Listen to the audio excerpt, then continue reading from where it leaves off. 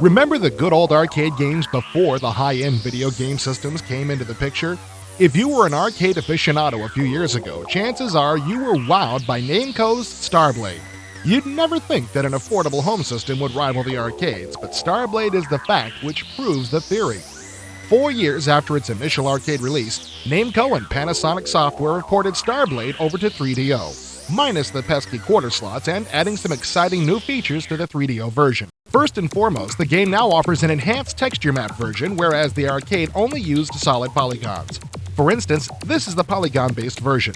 And now you're witnessing the 3DO enhanced texture map version.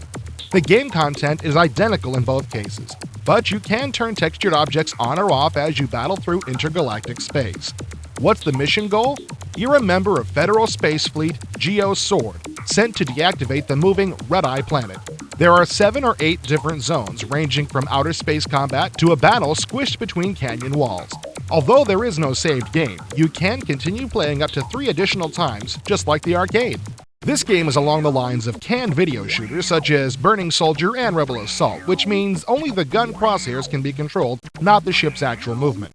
In essence, the gameplay is very much like the flying sequences in the recent PC hit Siberia, which are admittedly very beautiful from a graphical standpoint, but they always end with players asking themselves, is that it? If you like nailed-to-the-rail shooters, the action doesn't get much better than this, but don't expect tens of hours of gameplay. Those snappy graphics eat up disk space pretty fast, but at least there are 2 missions to play through. As is always the case with these pre-rendered video games, they don't last very long, but are very addictive as you play through them with great sound and graphics. Starblade is unquestionably on the cutting edge of the genre, even though it was initially designed over 4 years ago. It's short and sweet eye candy, but an enjoyable experience nonetheless. It's a perfect game to rent and a great purchase if you're a fan of the old arcade classic.